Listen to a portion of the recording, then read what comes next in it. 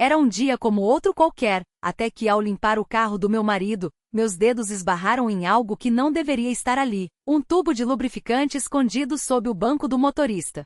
Naquele instante, o mundo pareceu parar. O ar ficou denso, como se até o tempo contivesse a respiração, esperando para ver qual seria meu próximo movimento. Não gritei, não chorei, não deixei sequer um tremor escapar dos meus lábios. Fiquei ali sentada no banco do motorista, as mãos pressionadas contra o colo, enquanto o silêncio se esticava ao meu redor como uma sombra pronta para me engolir. A vida tem dessas ironias cruéis. Às vezes, é um detalhe tão pequeno, tão aparentemente insignificante, que desmonta tudo o que acreditávamos ser sólido.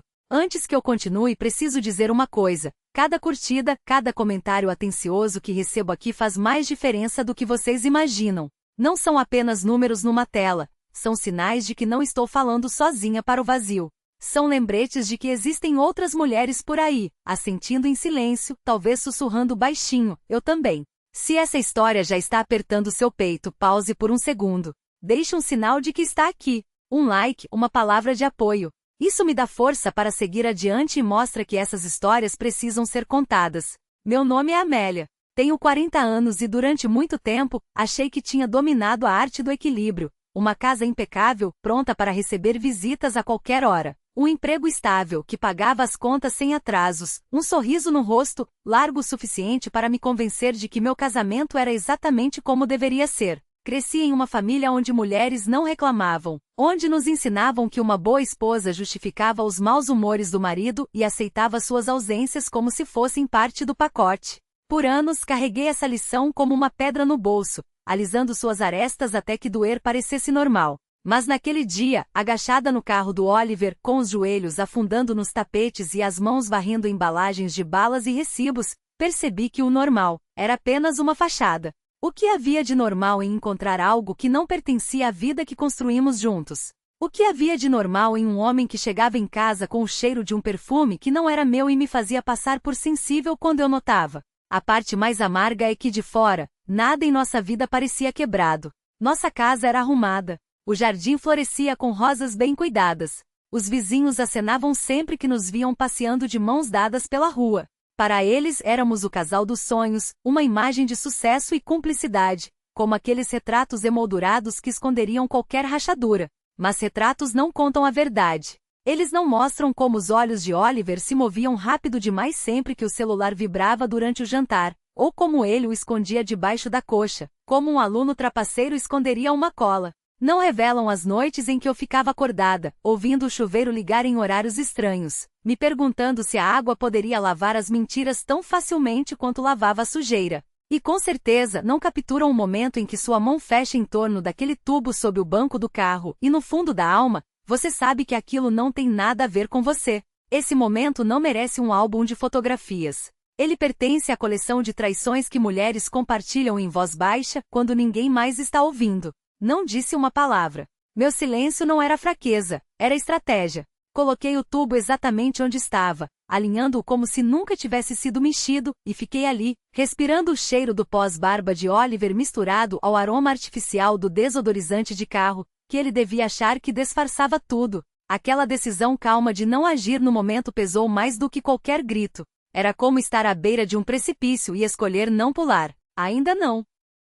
Porque às vezes, a coisa mais poderosa que podemos fazer é esperar, observar, deixar que a verdade se revele sozinha, no tempo dela. Quando fechei a porta do carro e voltei para casa, algo dentro de mim tinha mudado. Não era mais a mulher que suavizava suas mentiras com sorrisos educados. Não era mais a mulher que se convencia de que estava imaginando coisas. Eu tinha visto o suficiente. E embora não soubesse exatamente o que viria a seguir, uma coisa era clara. Oliver havia acabado de escrever a primeira linha de uma história que jamais conseguiria controlar. Nos dias que se seguiram àquela descoberta, a vida não voltou ao normal. Ela se tornou mais pesada, como uma tampa de panela pressionando o vapor fervente. Oliver mudou. Não de forma óbvia, mas em detalhes tão sutis que talvez passassem despercebidos por qualquer um, menos por mim. Ele ficou mais ousado, menos cuidadoso, como se estivesse me desafiando a juntar as migalhas que deixava pelo caminho. Mensagens noturnas abafadas sob um travesseiro.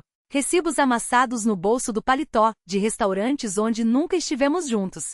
Um rastro quase imperceptível de batom em um copo que ele enfiou no fundo da máquina de lavar. E toda vez que eu fazia uma pergunta delicada, daquelas que uma esposa faz não por desconfiança, mas porque ainda espera ser tranquilizada, ele me dispensava com aquele meio sorriso gelado, o mesmo que dizia que eu era ridícula por questionar. Eu me vi encolhendo, me fazendo menor, como se ocupasse espaço demais na minha própria cozinha. Enquanto isso, o silêncio entre nós crescia tão largo que poderia engolir um coro inteiro. A vizinhança, é claro, tinha seu próprio faro para cheirar frestas. Brenda, minha vizinha, com seus binóculos mais afiados que os de um agente do FBI, ficava estranhamente animada sempre que o carro de Oliver chegava tarde da noite. Ela me acenava com aquele sorriso doce e falso, o tipo que diz: eu sei de algo que você não sabe, e adoro guardar esse segredo como se fosse um doce. Me odiava por me importar com o que ela pensava, mas não conseguia parar de imaginar as fofocas que contava no grupo de bridge. Via-as inclinadas para a frente, os anéis de diamante batendo nas xícaras de chá, cochichando sobre o marido perfeito de Amélia, que talvez não fosse tão perfeito assim. E o pior é que Oliver lhes dava munição de sobra. Algumas noites ele entrava em casa com um cheiro de colônia que não era a dele, assobiando músicas que não cantava para mim havia anos. Andava com a arrogância de quem acha que jamais será pego. E eu, a mulher que arrumava suas desculpas, que mantinha as roupas dobradas e o jantar quente, me tornei sua camuflagem perfeita. Quanto mais ele mentia, mais eu me sentia invisível, como se minha própria vida estivesse se transformando em um teatro de sombras projetado na parede de outra pessoa. Há uma loucura especial em fingir não ver o que está bem na sua frente. Comecei a arquivar as traições de Oliver como outras mulheres guardam receitas, organizadas, categorizadas, memorizadas para quando fossem necessárias. Toda vez que ele me chamava de chata por perguntar demais, toda vez que me chamava de paranoica, toda vez que me deixava sozinha na mesa de um restaurante com o chá esfriando, eu guardava tudo, porque pressionadores só precisam de um último empurrãozinho para explodir. E embora Oliver parecesse convencido de que eu jamais daria esse empurrão, jamais questionaria, jamais romperia o silêncio, ele estava enganado. Lá no fundo, eu sentia as engrenagens girando, uma força quieta se acumulando como uma tempestade no horizonte. Já não era mais sobre vingança. Era sobre algo muito maior. De saber que, pela primeira vez em anos, eu estava escrevendo meu próprio roteiro. Cada movimento era calculado, cada gesto uma peça estratégica no tabuleiro que Oliver achava que dominava sozinho. Troquei as tampas com uma precisão cirúrgica, como se estivesse desarmando uma bomba, ou melhor, armando uma. O som do clique final ecoou na cozinha vazia e por um instante, imaginei que era o ruído de um destino sendo selado. Quando Oliver chegou em casa naquela noite, eu já estava na cama com um livro, a luz do abajur projetando sombras alongadas nas paredes. Ele entrou com aquele mesmo ar de distração controlada, o cheiro de mentira grudado na pele como perfume barato. Deitei-se de lado fingindo estar absorta na leitura, enquanto ele seguia sua coreografia habitual. O banho rápido, a mochila da academia, o celular verificado 2 vezes. Nada escapava ao meu olhar agora. Até o modo como ele ajustava a alça do saco no ombro era um verso de uma canção que eu já conhecia de cor. Vou me atrasar, murmurou como sempre, sem sequer me olhar. Tudo bem, respondi como sempre, com um tom tão neutro que poderia ser confundido com indiferença. Mas desta vez, quando a porta se fechou atrás dele, não fiquei paralisada pela dúvida ou pela raiva. Em vez disso, sorri para o teto, saboreando o gosto amargo e doce da paciência. Porque eu sabia algo que ele não sabia, sua própria rotina era a armadilha. E naquela noite, enquanto ele dirigia para onde quer que fosse, com sua confiança cega de que o mundo se dobraria aos seus caprichos, eu me permiti imaginar o momento em que tudo desmoronaria. Não com estrondo, não com gritos, mas com a precisão silenciosa de um castelo de cartas desabando sob o próprio peso. O mais irônico, ele nem sequer desconfiaria que o colapso começaria com algo tão trivial quanto uma tampa de cola trocada, ou que a mulher que ele subestimava há anos estava finalmente jogando para vencer. Desenhado com a mesma precisão cirúrgica com que ele havia arquitetado suas mentiras. Cada detalhe daquele instante, o suor escorrendo por sua testa, os dedos colados à maçaneta como se o próprio destino o tivesse selado ali, era a materialização de anos de desdém transformados em poesia visual. Não era vingança. Era equilíbrio. Eu me recostei contra o corrimão da varanda, o calor da xícara de chá filtrando-se pelas minhas mãos, enquanto os olhos de Brenda, arregalados como os de uma coruja diante de um espetáculo gratuito, saltavam entre Oliver e mim. Meu Deus, Oliver, o que foi que aconteceu?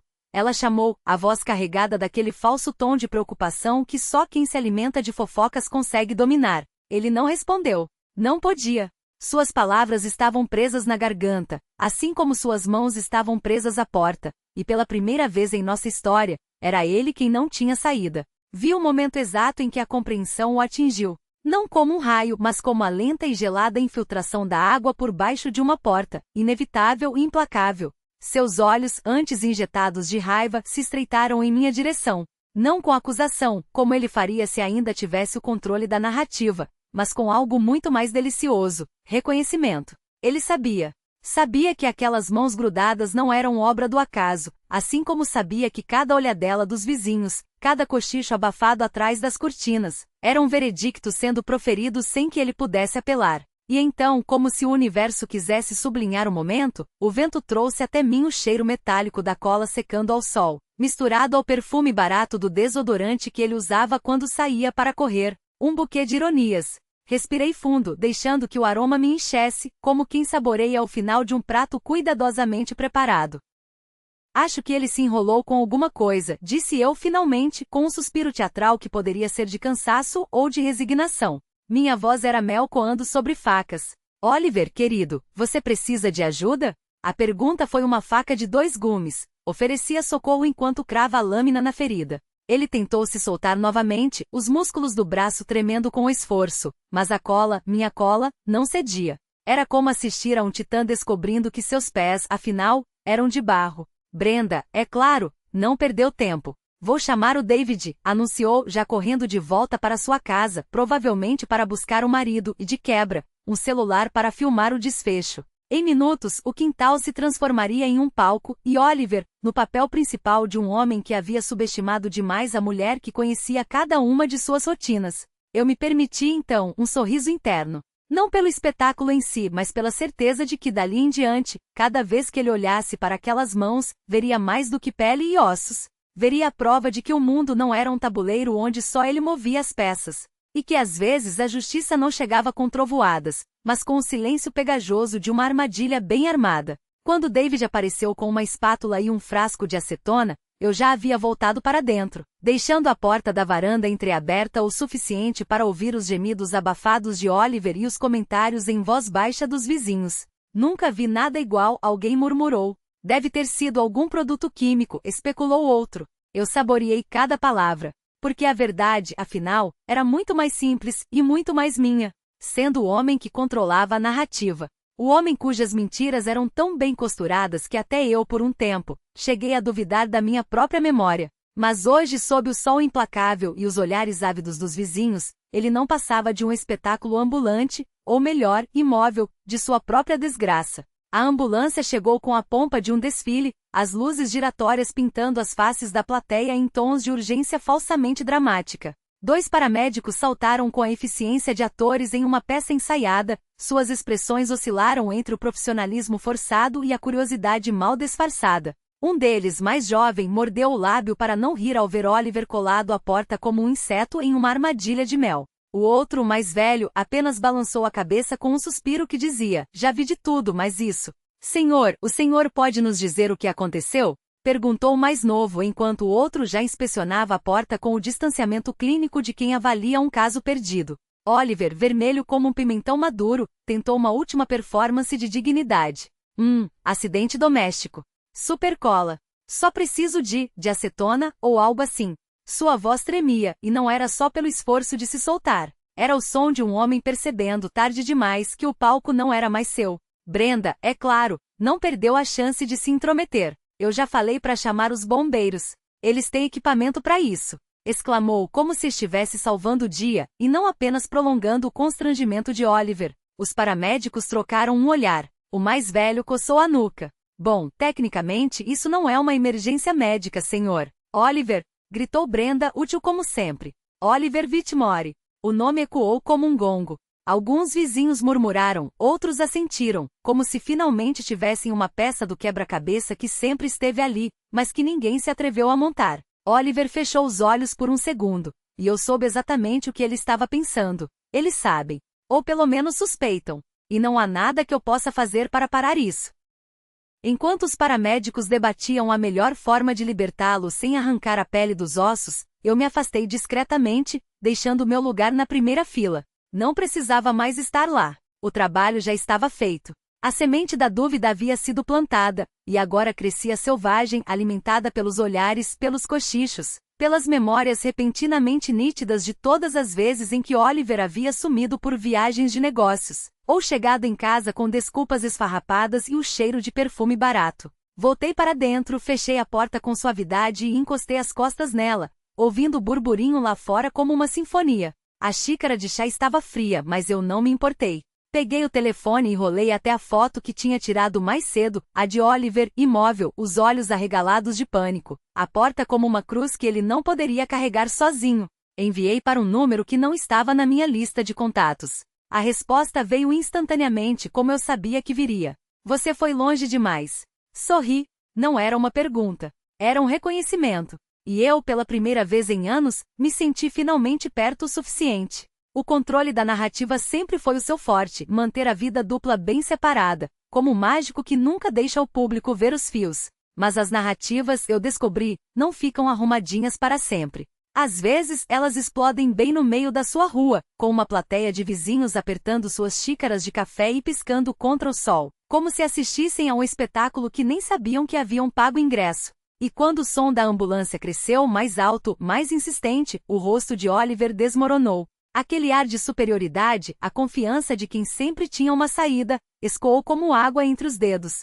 Sobrou apenas um homem enredado nas próprias mentiras, as mãos coladas à maçaneta como se o universo o tivesse pregado ali para que todos vissem. Tomei o último gole do chá, agora morno, e deixei o sabor amargo se misturar à doçura do momento. Porque a justiça, às vezes, não bate a porta com delicadeza. Às vezes, ela chega com luzes piscantes, sirene uivando e o zumbido ávido de uma corrente de fofoca que não vai descansar até que cada detalhe seja dissecado, repassado, transformado em lenda de quintal. As sirenes, que começaram como um lamento distante, incharam até se tornarem um coro que vibrava nos ossos. Os vizinhos se endireitaram, as vozes morrendo em um silêncio expectante, como plateia que sabe que o melhor ato está prestes a começar. Oliver congelou, os dedos ainda grudados na maçaneta, o suor escorrendo pela testa, a pele cinzenta com a compreensão tardia de que aquela humilhação não era mais privada. Não era algo que pudesse ser varrido para debaixo do tapete com um risinho constrangido ou uma desculpa ensaiada. Ele sempre acreditou que o charme, as palavras rápidas, a habilidade de torcer qualquer situação a seu favor seriam suficientes. Mas o charme não funciona quando você está literalmente preso. E desculpas não abafam sirenes. As luzes vermelhas pintaram a rua em riscos intermitentes, refletindo nos para-brisas e nas janelas enquanto a ambulância parava à nossa frente, como uma convidada de honra chegando a uma festa. E de certa forma, era exatamente isso. Uma festa organizada pelo destino, com Oliver como anfitrião relutante e cada vizinho como convidado VIP, ansioso pelo próximo ato. 2 socorristas desceram, jovens e eficientes, com expressões que oscilaram entre a preocupação profissional e aquele tipo de incredulidade que as pessoas usam quando sabem que vão levar uma história para casa que ninguém vai acreditar. Aproximaram-se com calma, carregando um kit entre eles, mas não perdi o rápido olhar que trocaram ao avaliar a cena. Um homem adulto, colado pelas 2 mãos a uma porta cercado por um semicírculo de vizinhos que murmuravam como coros gregos. Não estava no manual deles. E, no entanto, ali estavam. Brenda, sempre a narradora autodesignada dos dramas locais, avançou para explicar, com riqueza de detalhes, como o coitado do Oliver estava preso havia quase meia hora, suas palavras gotejando deleite, como se estivesse fazendo um teste para um reality show judicial. Oliver tentou interromper, gaguejando algo sobre um projeto de DY que deu errado e um mal-entendido infeliz, mas a voz lhe falhou sob o peso de tantos olhares. Os socorristas começaram suas perguntas rotineiras e simples, mas cada uma delas arrancava outra camada da fachada. Que substância ele havia usado? Por que havia adesivo do lado de dentro da porta da casa de hóspedes? Havia mais alguém lá dentro que precisasse de ajuda? Cada questão caiu como um martelo. E eu observei Oliver estremecer, tropeçando em respostas que não tinha. Era quase poético o jeito como a verdade começou a vazar sem que eu precisasse dizer uma palavra só. Os socorristas notaram o cheiro fine de perfume grudado na porta, a segunda escova de dentes no banheiro quando espiaram para avaliar a cena, a garrafa de loção pela metade na prateleira. Nada daquilo era meu. Nada daquilo poderia ser explicado como coincidência. Brenda, afiada como sempre, avistou a garrafa e solitou um suspiro teatral o suficiente para ecoar. Os Hendersons trocaram olhares, aquele tipo de comunicação silenciosa entre casais que diz tudo sem precisar de palavras. Até o adolescente que filmava tudo abaixou um pouco o celular, as sobrancelhas erguidas em uma compreensão repentina. Oliver, tão cuidadoso em manter suas vidas separadas, havia sido desmontado por algo tão simples quanto uma porta que não conseguia soltar. Ele gaguejou, tentou rir, mas quanto mais se contorcia, mais os vizinhos se inclinavam para a frente, mais óbvias ficavam as rachaduras. Eu permaneci à parte, as mãos envoltas na xícara vazia, a imagem da serenidade. Não precisei gritar. Não precisei acusar. A cena falava por si, em um volume que nenhuma voz humana poderia igualar. Quando os socorristas finalmente começaram a soltá-lo, aplicando solvente e descolando seus dedos pegajosos com cuidado, o estrago já estava feito. Ele não era apenas um homem preso na cola. Era um homem preso nas próprias mentiras, exposto diante da mesma comunidade que tanto se esforçara para impressionar. As luzes da ambulância ainda piscavam ao fundo, tingindo tudo em flashes garis de vermelho e branco. E naquela luz intermitente, Oliver não parecia mais uma vítima de um acidente. Parecia um réu esperando o veredito. E o veredito, sussurrado em cada comentário, gravado em cada olhar de lado, era claro: aquele homem não era quem fingia ser. Quando finalmente libertaram suas mãos, a dignidade dele já havia se esvaído, espalhada pela grama como confete depois de uma parada. Observei-o abraçar as palmas das mãos cruas e pegajosas, a cabeça baixa, e senti uma mistura estranha de triunfo e alívio. Por anos eu fora silenciada, a ignorada, a que engolia as perguntas para manter as aparências. Agora, da maneira mais inesperada, a verdade havia sido arrastada para a luz do dia, e eu não precisará erguer a voz sequer uma vez. E o mais importante, eu tinha visto. Não como a mulher que duvidava de si mesma, que revisitava cada palavra sua em busca de significados ocultos, que se perguntava se a sombra no canto do quarto era só um casaco jogado ou a prova de outra mentira. Não. Desta vez eu via com a clareza cortante de quem finalmente tem as peças do quebra-cabeça encaixadas na palma da mão. Oliver entrou pela porta dos fundos como um homem que não sabe mais como ocupar o próprio corpo. Seus passos eram hesitantes, como se o chão sob seus pés tivesse se tornado instável. Ele evitou meu olhar, mas eu não desviei o meu. Deixo sentir o peso disso, o incômodo de ser visto pela primeira vez, não através do filtro de suas próprias desculpas, mas nu, exposto, reduzido àquilo que sempre foi, um homem comum, frágil, presunçoso demais para acreditar que um dia seria pego. Precisamos conversar, ele começou a voz rouca, como se as palavras tivessem sido arrastadas por uma estrada de cascalho antes de saírem. Eu não respondi de imediato. Em vez disso, levantei a xícara de chá aos lábios, saboreando o amargor frio do líquido como se fosse o primeiro gole de liberdade. Deixei o silêncio se esticar entre nós, denso e deliberado. Ele se mexeu, incomodado, como sempre fizera quando o controle da situação lhe escapava. Não é o que você está pensando. Tentou novamente, mas até ele parecia cansado da própria mentira. As mãos, ainda vermelhas e pegajosas, se fecharam em punhos sobre a mesa, como se pudesse esmagar a verdade entre os dedos. Não, concordei finalmente. Não é. Seus olhos se arregalaram, um lampejo de esperança tola cruzando seu rosto. Mas eu não estava ali para absolvê-lo. Estava ali para enterrá-lo. Não é só o que eu estava pensando, continuei, colocando o telefone sobre a mesa com um estalo seco. A tela ainda exibia o vídeo, congelado no frame em que ele segura a caixa de perfume como se fosse um troféu. É pior, porque eu sabia. Sempre soube. E você achou que eu era fraca demais para provar. Ele engoliu em seco. O som foi alto no silêncio da cozinha. Você não entende, murmurou, mas a desculpa morreu em seus lábios. Como explicar o inexplicável? Como justificar o que nem mesmo ele conseguia mais acreditar? Não repeti, desta vez mais suave, quase gentil. Você não entende. Achou que o meu silêncio era fraqueza, que a minha paciência era submissão, que eu aguentaria tudo, desde que você me desse migalhas de atenção e sorrisos para as fotos de família. Inclinei-me levemente para a frente, e pela primeira vez em anos, foi ele quem recuou. Mas eu só estava esperando. Porque a paciência, Oliver, não é sinais de rendição. É estratégia. Seus ombros caíram. Não havia mais performance e mais encenação. Só um homem diante das consequências de suas próprias escolhas, e a compreensão tardia de que havia subestimado a mulher com quem brincou por tanto tempo. Foram necessários anos para que ele percebesse, eu nunca fui a frágil. Eu era que segurava a faca. E hoje finalmente ele viu o fio. Viu o disfarce desmoronar como gesso úmido sob seus dedos. Minhas mãos tremiam, não de medo, mas de um tipo estranho de gratidão. Gratidão por a verdade ter sido arrastada à luz, exposta onde todos pudessem vê-la, sem sombras para esconder suas mentiras. E nessa gratidão pensei em vocês. Nas mulheres que agora me ouvem, nas que sabem exatamente como é ser ignorada, duvidada, reduzida a um detalhe insignificante dentro da própria casa. Preciso parar aqui para dizer algo de coração, porque esta parte é tão importante quanto qualquer revide na história. Se você já se sentiu invisível, se já teve suas intuições descartadas como se fossem nada, saiba, você não está sozinha. Contar essa história não é fácil. Reviver esses momentos, dar palavras à humilhação, à raiva, à espera silenciosa. Mas vale a pena porque sei que estão aí, ouvindo. Talvez assentindo, talvez enxugando uma lágrima, ou soltando uma risada quando a justiça finalmente cai. Cada vez que você toca naquele botão de curtir ou deixa um comentário, não é só um número na tela. É uma mão estendida através de quilômetros dizendo, eu te ouço, eu te vejo, eu acredito em você. Isso importa mais do que consigo explicar. Me lembra que essas histórias não são só minhas. Pertencem a todas nós que sobrevivemos à traição, ao silêncio, à longa estrada de volta à própria dignidade.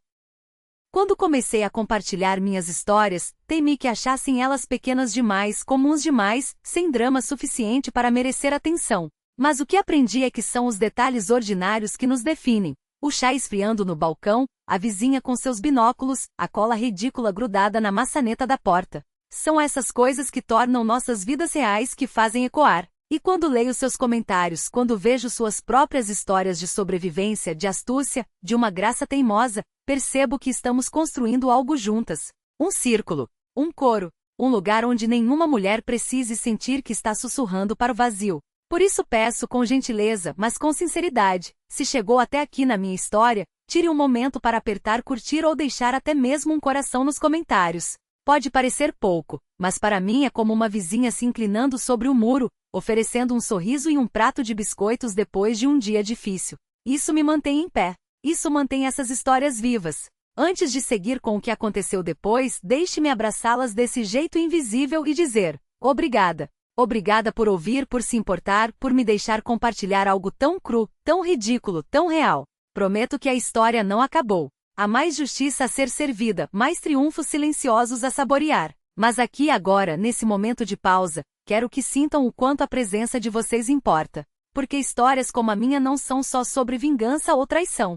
São sobre conexão. Sobre lembrar umas às outras que a força não vem sempre do grito mais alto. Às vezes, vem do silêncio que precede o passo certo. Vem de ficar parada, sorrir baixinho e saber, no fundo, que não está sozinha. A semana seguinte se desdobrou como o primeiro suspiro profundo depois de prender a respiração por tempo demais. Oliver andava pela casa com as mãos enfaixadas, evitando meu olhar, esgueirando-se pelos vizinhos que agora o encaravam com uma mistura de curiosidade e pena. Não havia mais o passo arrogante, o assobio descuidado, o celular jogado na mesa com falsa confiança. Ele estava quieto, pequeno, diminuído, e pela primeira vez não senti vontade de consolá-lo. Passei anos remendando as rachaduras do orgulho dele, varrendo os cacos da arrogância para poupá-lo da vergonha. Mas agora via claro, não era meu trabalho mantê-lo inteiro. Não quando ele passou tanto tempo me quebrando em pedaços.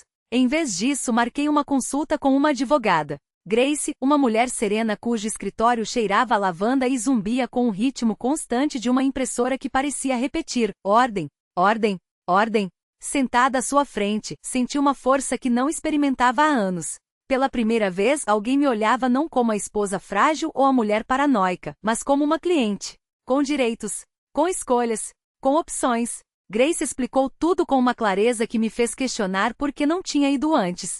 Falou de contas, de bens compartilhados, de alavancas legais que eu nem sabia que tinha. Disse que provas importavam, que testemunhas importavam, que o que tinha acontecido na minha própria garagem não era só fofoca de vizinhança. Era humilhação pública, registrada em vídeo.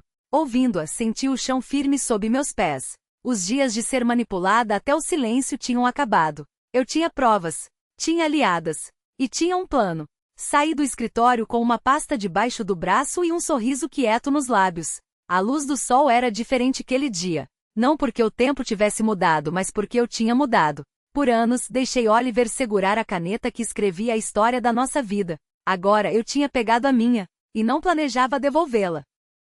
Claro, Oliver tentou seus truques de sempre nos dias que se seguiram. Mandou flores que murcharam antes que eu me desse ao trabalho de colocá-las na água. Deixou bilhetes no balcão, escritos com a mesma letra que já rabiscava desculpas esfarrapadas em pedaços de papel ficava à porta da cozinha, como se esperasse que eu o convidasse a entrar, que varresse tudo para debaixo do tapete, que fingisse que nada tinha acontecido. Mas o equilíbrio tinha mudado. Suas desculpas caíam no vazio, como moedas jogadas em uma fonte seca. Não fui cruel. Não gritei, não bati portas. Simplesmente me movi ao redor dele como quem contorna um móvel que não serve mais, uma cadeira quebrada que não sustenta peso. E quanto mais indiferente eu ficava, mais desesperado ele se tornava, andando de um lado para outro, resmungando, tentando recuperar um controle que já havia escorrido pelos dedos. Pela primeira vez no nosso casamento, não era eu quem se dobrava, quem encolhia, quem pedia desculpas. Era ele. E a ironia era cortante. O mesmo homem que me chamava de fraca agora se via impotente diante da minha calma resolução. O que mais me marcou foi a mudança em como o mundo ao meu redor passou a me responder. Vizinhos que antes me evitavam ou me menosprezavam agora paravam para me cumprimentar, oferecer palavras gentis, um bolo, um aceno de cumplicidade. Brenda deixou um pequeno buquê na minha varanda com um bilhete, por se levantar mais alta do que a maioria de nós ousou. Não eram as flores que importavam. Era o reconhecimento. A certeza de que não era mais invisível. Era vista, respeitada, até admirada de um jeito quieto. E dentro de mim, algo desabrochava. Não era só sobre vingança. Não era só sobre a queda de Oliver. Era sobre resgatar as partes de mim que eu tinha perdido. A confiança. O humor. A certeza firme de que eu era mais do que a esposa de alguém, mais do que um adereço na história alheia. Virar a página não significava apagar o passado. Significava escrever o próximo capítulo com tinta feita de resiliência, de clareza, de uma força que eu não sabia que tinha até a cola naquela maçaneta. Aquela maçaneta forçou a verdade a vir à tona como um rio que rompe a barragem depois de anos contido. Nas semanas que se seguiram, a tempestade se acalmou, mas deixou marcas, como a terra úmida depois da chuva forte, que guarda a memória da água mesmo quando o sol volta a brilhar. Oliver acabou empacotando algumas malas e se mudando para um aluguel do outro lado da cidade, um lugar tão pequeno quanto o que restara do seu orgulho. Não houve despedidas dramáticas, nem súplicas últimas gritadas da entrada da garagem. Ele simplesmente se esvaiu, como uma sombra que finalmente admite não poder existir sem a luz que tanto tentou apagar. Os vizinhos perceberam, claro, e os sussurros continuaram. Mas desta vez não eram cochichos de pena por mim. Eram acenos de respeito, de reconhecimento, de uma verdade que não precisava ser dita em voz alta. Eu havia me mantido firme sem gritar, sem socos, sem me perder no processo. A justiça não tinha caído como um martelo em um tribunal. Ela se desdobrou ali mesmo, na entrada da casa, entre rosas, caixas de correio e olhares arregalados de quem nunca mais olharia para Oliver da mesma maneira. E no fim, isso bastou. Sem ele, a casa respirou diferente. Mais leve. O ar já não carregava o peso das mentiras. As manhãs voltaram a ser minhas, o ritual silencioso do café, o passeio lento pelo jardim, o prazer de cuidar das rosas sem me perguntar onde meu marido tinha passado a noite anterior. Comecei a rir mais de coisas pequenas bobas, como a maneira como Brenda fingia não espiar mais, mas ainda assim mirava seus binóculos na minha direção, só para acenar envergonhada quando eu a flagrava. Até pintei a porta da casa de hóspedes com uma nova demão de branco, não para apagar o que tinha acontecido ali, mas para reivindicá-la como minha outra vez, um espaço que já não cheirava a segredos. Às vezes, quando passava por lá, eu olhava para a maçaneta e sorria, lembrando da cena ridícula de Oliver preso, se debatendo como um animal enredado, desfeito não pelos meus gritos, mas pela minha espera. Aquilo se tornou um símbolo para mim, a prova de que a paciência e a determinação silenciosa podem ser mais afiadas que a fúria. A mudança dentro de mim, porém, foi ainda maior do que a transformação ao meu redor. Andava mais ereta, falava com mais firmeza, carregava uma calma que não conhecia havia anos.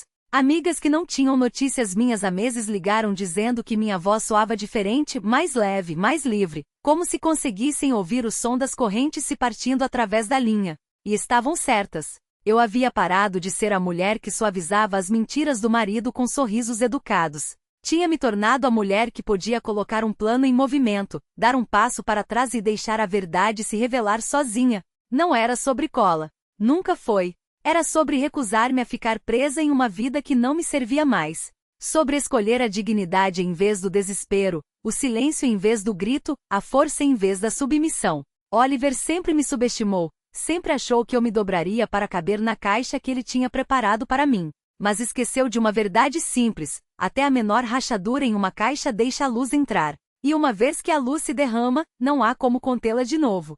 Se há uma lição que levo adiante, é esta: nunca confunda um coração gentil com um olhar cego. A vida tem um jeito de dar voltas, de equilibrar a balança, de grudar os mentirosos nas próprias armadilhas. Às vezes a vingança não vem em gestos grandiosos ou discursos inflamados. Às vezes ela chega na forma de uma mulher quieta, um tubo de prata e uma maçaneta que se recusa a soltar. Hoje vivo mais livre, mais forte e mais verdadeira do que imaginava ser possível. As rosas florescem, as manhãs são minhas, e meu riso ecoa sem medo. E quando me sento na varanda tomando chá enquanto o sol se põe e os vizinhos acenam, sinto o equilíbrio restaurado. Porque no fim das contas, o karma não precisa de ajuda. Ele só precisa de um pouco de paciência.